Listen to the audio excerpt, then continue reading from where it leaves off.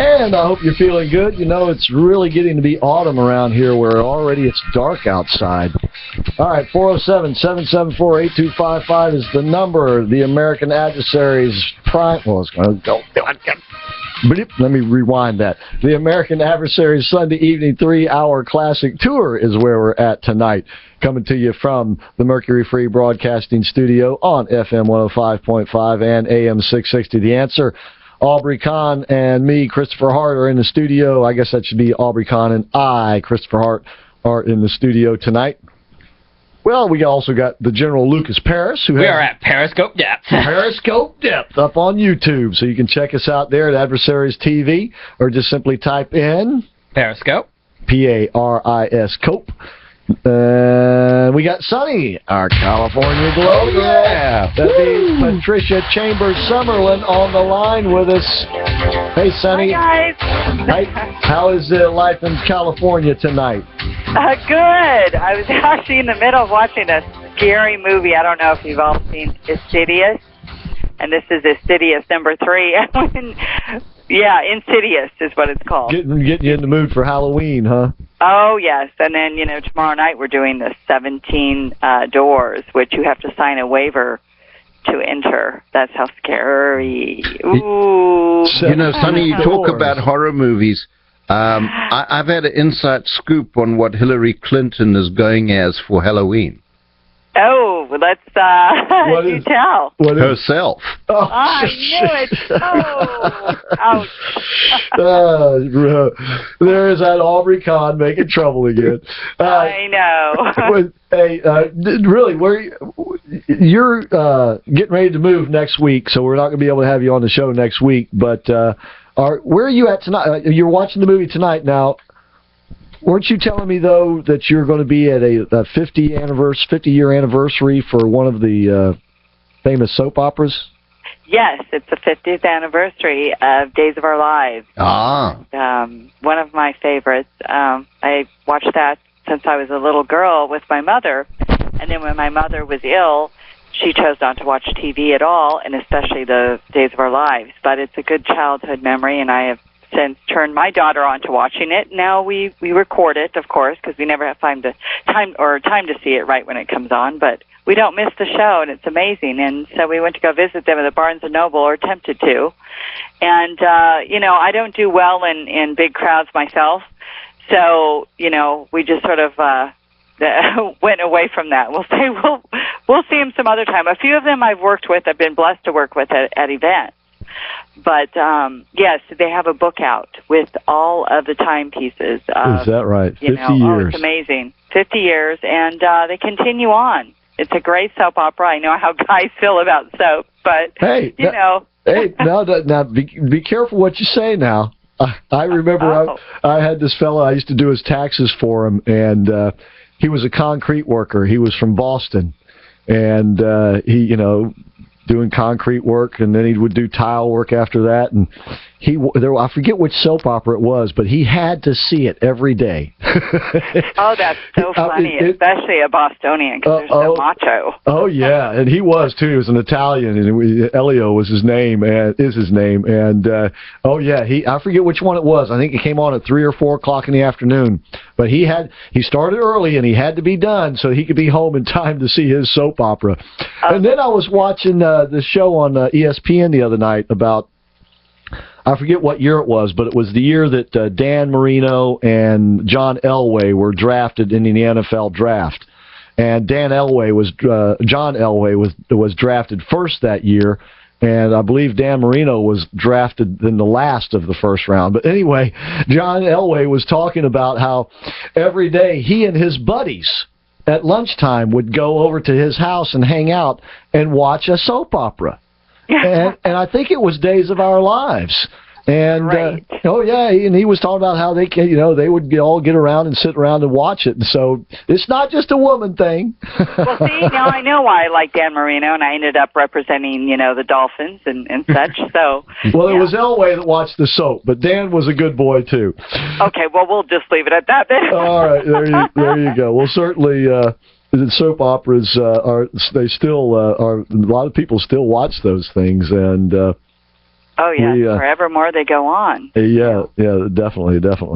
Well, listen. Now that Joe Biden's out of this thing, it looks like it is just down to Hillary and Bernie Sanders. Hillary seems to have gotten a bump since the debate, and her fundraising is up since the hearing last week. Do you think that Bernie Sanders is really going to be able to make this a race? I don't know. He's hanging in there. The statistics that I'm showing as far as NBC News is like right now Clinton's 47%, and on the Republican side is Carson 45% via those two. Now, when you go to Clinton and Rubio, we've got 45% and Clinton at 46%. Sanders and Carson. Sanders is at 44% and Carson is at 43%. Now, this is at, I guess it's Republican view is what we're looking at. Clinton and Trump, let's go to here. We have got, drum roll, 45% on Trump's side and 50% Clinton. Yeah. The candidates, for the most part, are in dead heats. Hillary, in some polls, does better. In other polls, the Republicans are doing better, but they're all pretty well right in there. Right. But Sanders doesn't fare as well against some Republicans, but he fares better against other Republicans. But now that it's just against he and Hillary, I don't see how he can match her fundraising and the attention that she's going to get. And everyone's going to hit him on being a socialist. So Hillary's, CNN's already predicted Hillary's going to win the next debate. So. And that's the CNN debate, right? Yeah, well, they're predicting it ahead of time, but because they know the questions. Yeah, they know the answers. Right. Well, one thing that we've been saying around here is that Bernie is, in essence, really just what we call enhancement talent. Window dressing. Yeah. Well, he's there to make the champion look bigger. Can you see where we're going with that, Sonny? Yes, absolutely. Sure do. And sure do. And of course, that's why we say politics is a lot like professional wrestling, because you get these sort of things where the powers that be, shall we say, decide who the champion is going to be, and then everybody else kind of has to play that secondary role. And for as big of a following as Bernie Sanders is drawing, still at the end of the day, he's going to be really hard pressed to match her funding and what I believe is going to be the all-out support now that she's going to get from the media. Yes, exactly. Well, I have a dear friend that he's a bit on the, well, he is, not a bit, he's a Republican, and he seems to think that Cruz will take it. He thinks that Cruz is going to get... Ted Cruz. Well, it's possible. I mean, he's playing this thing. He's very coy. We were talking with our man Carl Jackson earlier, and even though Ted Cruz isn't in the front in terms of the poll numbers, he's doing very well on the social media, and he, in fact, leads amongst the Republicans in donors under like $100 or under $250. In other words, the small donors. And so those tend to be loyal supporters. So he's building a strong base. To be honest with you, I'll be surprised if he's the one, to be quite honest with you. But, hey, he would... Well, I told him that, too. It's funny you said that, Chris, because I said, he's really, oh, my gosh, you talk about a personality that needs a little spice or a kick or something, because the guy is just not, definitely lack of charisma, lack of personality. He was just boring. I could yawn. Well, he's got, actually, most conservatives, they find him, quite the inspirational figure. The problem is what you're expressing, though, is that the media has already painted this picture of him. They've branded this picture of him that he now has to overcome just to get back to sort of square one. And that's very difficult to do in politics. When you let the other side brand you, you have just tripled your workload, because you got to first you got to get back to where you're just sort of even, and then you got to brand yourself from there. So he, and I was talking about this earlier in the show, he has definitely got branding problems.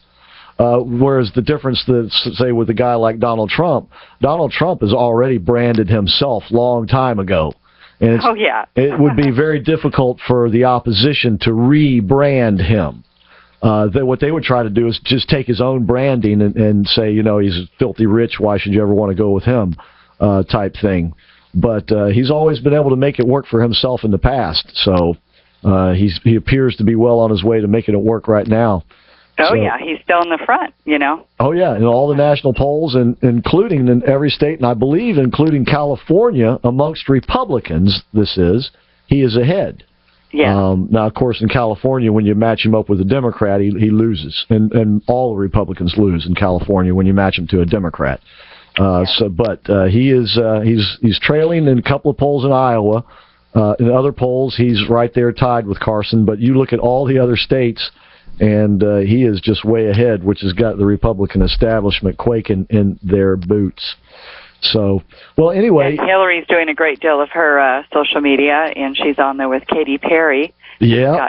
Yeah, I noticed that, and I'm like, go Hillary. Of course, you know, I get a lot of backlash the minute I say that on social media. Yeah, well, that's all right. You know, but they're like, we don't like Katy and we don't like Hillary. Well, you know, too bad. But I like Katy Perry, and she sings my song, and she's a California girl. She is that. Yeah, she is every bit that. Yeah, one of the greatest songs. By the way, she looked. I think it was at an event the other night that she was there with Hillary Clinton, and Katy Perry had on a stunning white gown. I mean, it was just, she looked very beautiful in that white gown.